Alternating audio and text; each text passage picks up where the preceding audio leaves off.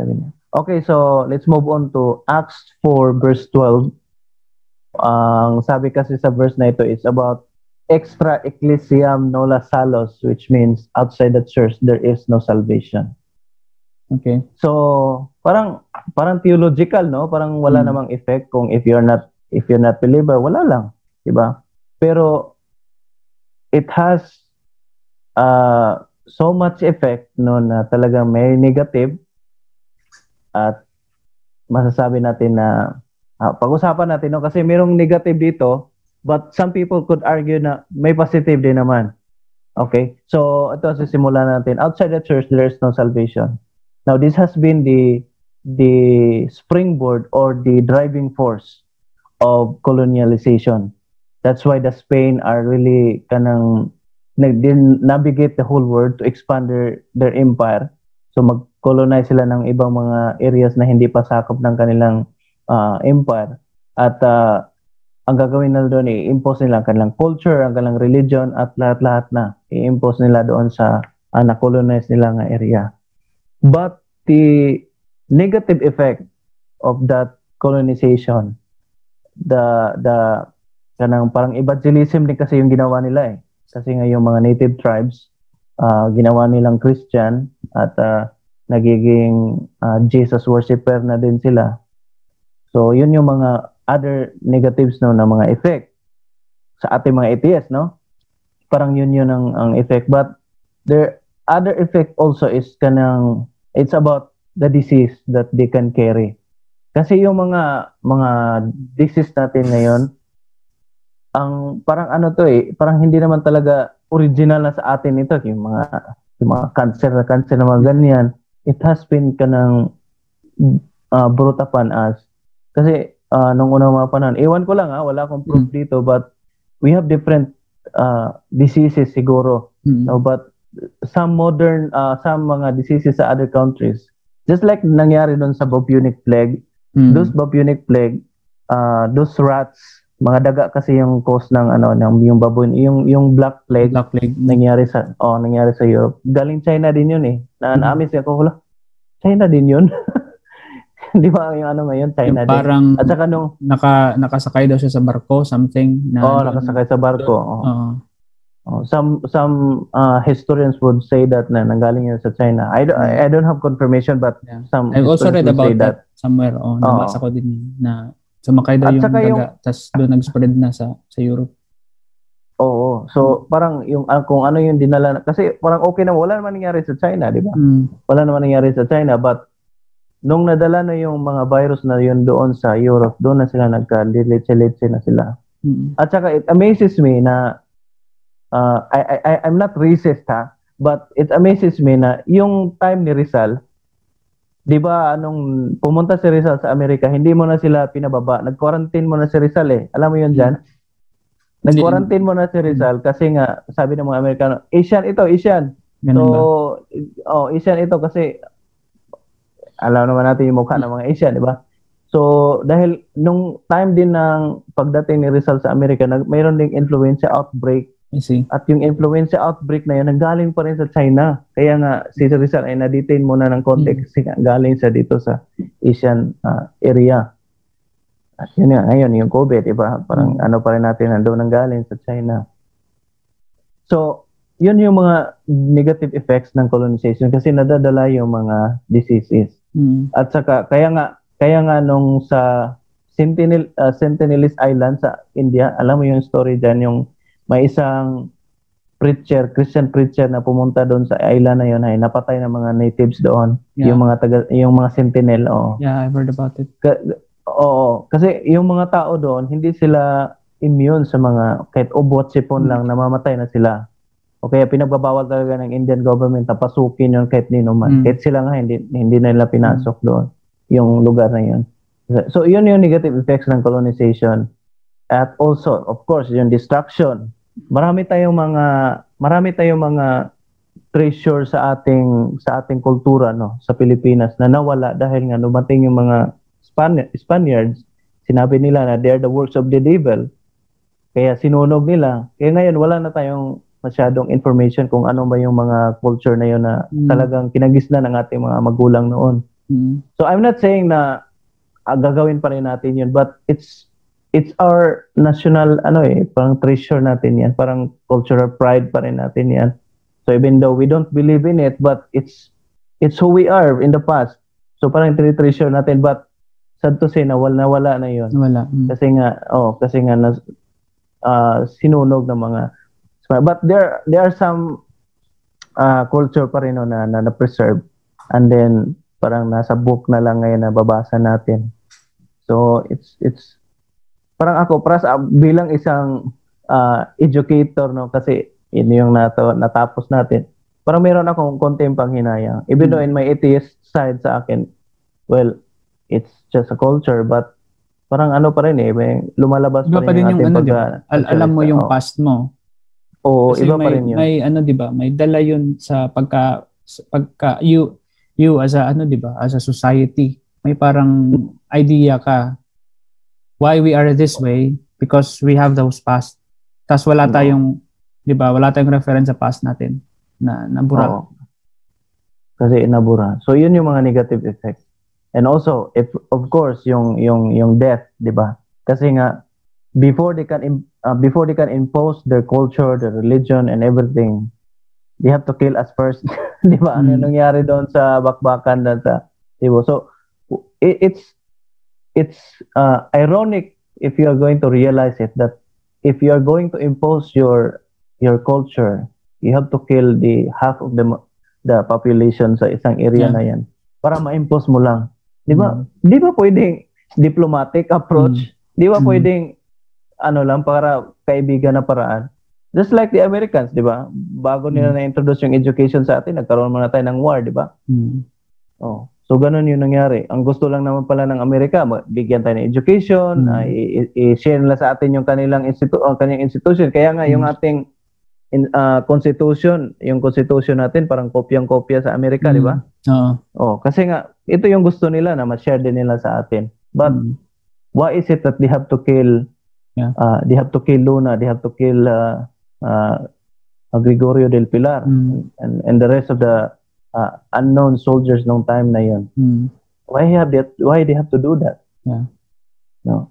So ito yung negative effects, no? Kasi nga ang driving force ng mga taong ito, if these people will die without knowing Jesus, they will be condemned sa hell talaga. This has been an issue even in Church of Christ. Ang issue namin is, what if those people who are living talang yung nasa far-flung areas kung saan hindi na talaga abot ng gospel, how about those people? Are they going to die? Or are they going to be condemned in hell and tormented there forever and ever?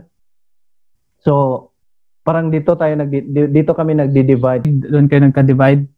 Doon kami na-divide kasi nga may nagsasabi na wag naman natin sila i-condemn kasi nga hindi nga nila alam. So bahala na si God kung si God ay magsasabi na hindi kayo na info about Jesus. So sige lang, i-allow ko na lang kayo sa heaven. So may na nagsasabi na no, hindi yan acceptable kay God kasi nga he's the God of just siya. So everything will come to his lens of justice. Yung sinasabi nila. So kaya kailangan talaga nilang ma-preach sa kanila yung gospel kasi nga yun yung justice ni God, because the wages of sin, the payment of sin is death, and the only way they can pay their death, which is sin, yung kanilang utang, kailangan mo na lang mamatay. But ang good news doon is si Jesus namatay para sa kanila. So hindi nila ma-offer ang kanilang sarili. Kasi kung i-offer lang kanilang sarili, papunta sila ng impyerno. So they need to hear the gospel. They have to believe in it para maano yun. So because of that verse, Jorim, parang naging incentive ito to colonize other countries ng mga leaders. Naging incentive ito. I'm sure hindi lang yan yung rason why people invade other countries, di ba? May other reasons, di ba? Power, resources, but isa siya sa driving force. Bakit? Why died because of those mga motivation na i-spread ang words of God. Kasi nga there's no salvation outside the church. So parang naging fuel siya, for example, na let's say may leader na may morality siya na, hey, let's not mess with the other country. But because there's this pressure na, hey, sabi dito sa Bible, where you na naniniwala ka, sabi dito na you need to share the words of God. We need to save them. So parang ganun. So yun yung driving force nila na i-evangelize, i-preach yung gospel. At the same time, yung about power, about resources, yun na rin yung ibang mga rason. Okay, so ito ay mayroong malaking negative effect kasi nga yun nga yung disease, yung destruction, at saka yung kamatayan ng mga indigenous people. So in exchange for salvation, kailangan natin patayin yung death, diba? And diseases, di ba? And the eradication of culture ng, di ba? Nawala yung mga culture ng other tao. Kasi works of the devil daw.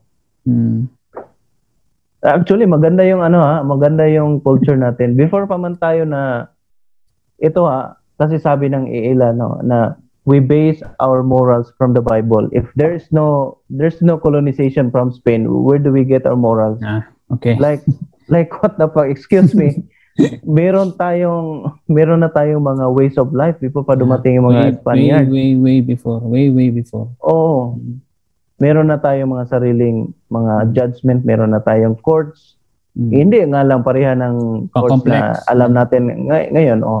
Pero they have sanctioning bodies noon. Pag ikaw nagkasala, merong mga penalties, mga ganyan. And it is not allowed doon sa ating culture noon na yung mga animalistic na mga halimbawa nung papatay ka ng tao, mga ganyan. Hindi yan allowed noon. Diba? Kasi so, it makes sense naman din, Jorim, na even with, ang argument kasi nila kasi there's this divine being who gave us morality and structure para we behave accordingly, para hindi tayo chaotic. But I would imagine a world dati na very chaotic. And then eventually we realize na, hey, this is wrong. We need to make some kind of diba, sistema para mataas-taas pa yung life natin na ma-spend dito sa mundo. So siguro from one family to two families na together to work together. From two families naging mas malaki pa, and then diba, parang you would eventually create a system from the ground up based on your experience. Hindi tayo parang bobo lang na we ganito naman talaga yung nature natin, let's just continue killing each other off. Eventually may isang tao na lalabas na sasabihin na, hey, we need to have a system, we need to stop doing this. So and we are divided through seas, diba? So if you read history books, iba-iba yung culture and laws in different parts ng world, diba? Iba-iba. Ang depende sa kung saan ka nanggaling. So, yun yung yung stigma natin na tayo ay mali at nung dumating ay ang Bible na naging tama na tayo, mali po yan. Hindi naman ganoon tayo. Hindi naman tayo mga makarumal-dumal na mga tao na nirahan dito sa ating I would credit the Bible siguro as me now na ang dami kong in-unlearn. Kinikredit ko yung Bible yung pagka-homophobic ko dati.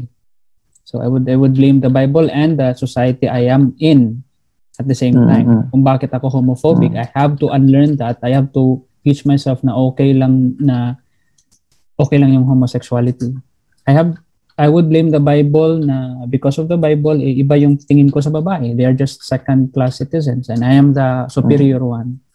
I need to act strong. Parang ganun. Ang daming naturo sa akin sa Bible na I have to unlearn kasi yun nga, yun nabanggit mo nga.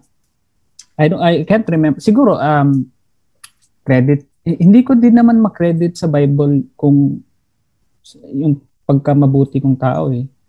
Tinuturo din na naman din yan, 'di ba? Paano makipagkapwa sa tao. Tinuro na din naman yan ng parents natin na natutunan din naman nila sa parents nila, pinasa lang sa atin. So I wouldn't credit the Bible for it. siguro makikredit ko lang is yung mga rituals na going to church, doing these things, kailangan mag-ayos. But now na atheist ako, hindi. Ang dami kong in-unlearn Ang dami kong natutunan sa church na I have to unlearn kasi hindi ako magiging mabuting tao sa kapwa if I continue having those views or beliefs. Ganun. Meron nga akong na scroll no sa internet na about kay may sinabi si St. Andrews na isang sitwasyon na meron daw mga lalaki no na nagsasabi na let's follow the Bible. Everything na nasa Bible ipapalo natin. Yung last na makukulong siya yung panalo. Ano ko na din yan, nabasa ko na din. Exactly. If we follow everything literally, goodbye to us. Goodbye. Di ba? Ito yung danger pag na-follow talaga natin yung Bible, talaga makukulong tayo. Yeah. Halimbawa, pag may nakita tayong naglalakad pag Sabado, anong gagawin natin? Stone them to death. Bawal yan di ba? Di ba? Meron pa nga example sa Bible niya, no? Nagpupulot lang siya pinulot lang niya yung mga sticks para pang apoy, di ba? Yung pag nagsasaing tayo noong unang panahon. So, pumulot ka lang ng kahoy, binato na siya hanggang sa siya mamatay. Diba? Grabe naman. Diba? So, kung gagawin natin yan ngayon, nakukulong tayo. We don't talk about that now, Jorim, kasi parang why are we not talking about it, Jorim? Like, yung mga ganong klaseng contradictions. Parang, bakit hindi natin ipinamumukha sa kanila na, how about that? How about this? Are you going to stone me to death kasi ginagawa ko ito? Bakit hindi mo ako ini-stone to death? Are you really a Christian for not stoning me to death? Parang ganun. Bakit parang walang ganyan na nangyayari sa ating society? Just to... kasi nga, even though ito yung utos ng Bible, alam natin mismo sa ating sarili na ito yung mali. Exactly. We know things are bad, things are wrong, so we have this mental gymnastics in our mind na nagpubulong sa atin na baka iba lang talaga baka hindi ko lang naintindihan yung utos ng Diyos at talagang baka iba ibig sabihin niya, baka hindi talaga i-stone to death yung mga taong nagpupulot ng kahoy sa Sabado. Ang ganun. So, nagme-mental ang term doon sa psychology is cognitive dissonance na you hold to conflicting ideas in your head and you feel uncomfortable. Yun yung parang effect. So, you don't talk about it, but it's an uncomfortable feeling to be in that situation na you believe in this completely and at the same time you are not doing the things that the God requires you to do. Which is to stone people to death. Kasi sabi nga, we are good people despite of our religion. Yeah. Yeah, exactly. Kasi, parang ang lumalabas kasi dito, itong Bible pa yung nagko-confuse sa lahat ng bagay. Yeah. Diba? Yeah. Kasi alam naman natin na ito hindi tama, but the Bible is saying, gawin mo yan kasi nga, utos yan ng God, but deep inside, no, hindi ko kaya. Maraming utos na hindi ka comfortable na gawin. Kasi, kasi mabuti kang tao. Generally, you're a good person and you are now in a society that knows better. We are no longer in the century na okay lang ang slavery, na bawal ang LGBT community. We're now in a society, a modern society na accepting na, knows better na, knows about a lot of things. So, you yourself, na-equip ka na ng society, na-equip ka na ng knowledge and experience ng society, and you know what's better na. Except that you are parang it's a cycle of fear, Jorim, na if I give this up and I'm going to hell, but feel so, but bakit wrong pa din yung mga nandun sa loob, bakit wrong yung mga nafe-feel ko na utos ng Diyos and at the same time I need to believe in this one. Parang ganun yung cycle, ganun yung cycle. Yun nga, sabi nga doon na may mga injunction sa Bible na talagang hindi na para sa atin ngayon. Kasi sabi nga nila, iba yung law of man, iba rin yung law of God. Okay, so asan yung maganda, yung law of God o yung law of man? Di ba? Dito sa law of man, parang dito tayo nagkaroon ng freedom, dito tayo nagkaroon ng free expression, while in the laws of God, wala tayong freedom eh. So asan yung mas mabuti, di ba? Yeah, gusto ko lang insert, Jerem. Yung mama ko is very may anxiety siya sa death eh. Very matakotin talaga siya. Konting lagnat lang is parang mawi-weekend na siya and magwo-worry. Ilang years niyang bagahe yun. And the main reason why is she really fears hell. Like literal na may hell talaga because yun yung kinalakihan niya. And alam niya yung na mapupunta talaga daw siya sa hell kasi may mga thoughts siya in her head na very wrong. Even though she's not a bad person, hindi siya pumatay, hindi siya nagnakaw, she's just a typical mom. But because sinuruan siya ng papa niya na even your thoughts are already sinful na gusto mong patayin yung kapwa mo, you are already sending yourself to hell. So takot talaga siyang mapunta sa hell. So ito yung parang nagising ko siya, Jurim, napagising ko siya sa reality kasi at that time theist pa siya eh. So ito yung parang nasabi so sa kanya, Ma, how come parang ang bobo ng Diyos mo? Yung tao ang very complex ng justice system natin eh. We don't automatically kill people just because they made some criminal acts. We weigh those acts. Punta ka doon, doon ka sa 2 years lang yung imprisonment mo or magbabayad ka lang ng fee. But God's judgment is just basically dual lang. You go to hell and you go to heaven. Yun lang. And makakasabay mo si Hitler, Ma. Is it fair, Ma, na yung sin mo is just thoughts, not actions, pero kasabay mo si Hitler na nandun sa hell? At that moment, parang nawala yung fear niya. Parang dun slowly siya na-realize na if I die, hindi ako deserving sa hell. Parang ganun lang yung first na step niya. If I die, I'm not deserving of hell. And then eventually later na-realize na, ang bobo naman ang bobo naman ng nag-design ng judgment natin after we die. Wala man lang levels of levels ng parusa. It's just basic hell and heaven and forever pa. So that means even though nagnakaw ka lang, you deserve to be burned in hell forever. Yun yung version na, I know that there are versions of hell, but yun yung kinalakihan niya na version na may literal na place talaga na hell and doon ka talaga susunugin for the sins that you've made. So, nakatulong naman yung parang ko kay Mama.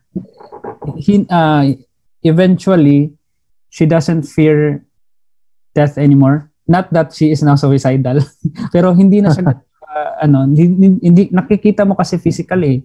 Before, very weak. Parang iba talaga yung mata ng parents mo when they get sick. Parang mas nag-weaken pa and fear na baka mamatay. But now, nagjo-joke pa kami sa death. Like, umabot na kami sa point na yan na we even joke about death. Like nung nalaman namin na positive sila, Mama, pumunta ako sa bahay. Sinabihan ko siya, Ma, patay kong patay, Ma, ha? So, sinabi ko sa kanya, di ba? And that's a weird thing to say to a mother, di ba? You would want your mother to be alive, but that's just me comforting her to not be afraid of death. Kasi mamamatay din naman tayo lahat. And na-realize na niya yun finally because she no longer fears hell. Kasi she now thinks na wala naman talagang hell at mawawala lang naman tayo dito lahat na parang walang ginawa sa mundo na makakalimutan ng mga tao and will just be gone. Like we're never really special to begin with. Parang ganun. Parang lang tayo, parang mga bula lang tayo. Yeah, exactly. Okay, so maybe siguro sa ibang mga viewers natin ay meron din sa kanila na meron pa rin ganitong sitwasyon kung saan takot pa rin sila. Because ako personally, kahit nung naging atheist na ako, I'm still afraid of hell. Sabi ko, parang, what if it is true, no? Nag-what if ako kahit atheist na ako. So, ang ginawa ko ay nag-aral talaga ako about hell, kung ano ba talaga yung about idea of hell, tsaka yung heaven. And, nito lang, 2020 lang. Doon ko parang nako-comfort ko na yung aking sarili na wala naman talagang hell. So if I die, return to nothing lang. Tas walang afterlife, walang ganyan. Ang sa akin lang is takot akong mamatay na marami pa akong hindi nagawa. Yeah. So yun lang sa akin na may mga gusto pa akong gawin eh. Not to the point na gusto ko maglayaw, gusto ko mag-self. May gusto kong ma-achieve. May mga hindi ka pa na-try. Gusto ko ma-achieve sa yung sarili na if iiwan ko man ang aking pamilya, iiwan ko man yung aking anak, talagang hindi na sila maghihirap. Parang yun ang gusto ko. So if I die, gusto kong make sure settled sila lahat. Yeah. Hindi sila maghihirap. They will easy yung life nila na to the point na they can think of better plans for themselves na. Diba? Kasi parang mission field kasi ako pag namatay ako na wala tayong panglibing. Paano ka namin nililibing pa? Di ba kasi nga kahit patay na tayo, magkakaroon pa rin tayo ng perwisyo sa sa ating mga pamilya, di ba? Kasi malaking gasto kabaong. May payment pa yung cemetery. 'Di ba? Magpapa-snack ka pa. Gastos yan. Di ba? Iiwanan mo yung mahahasol. So, kung mamamatay ka, dapat may 100,000 at least para sa kamatayan mo lang, para sa death mo lang yan. So, ito parang pangkabaong. Ganyan. Ako so, naman yung parang naging comfort ko naman sa sa death is if there really is a God, if there really is hindi Christian God, but there is a judge na i-judge you, iwi-weigh ka when you die.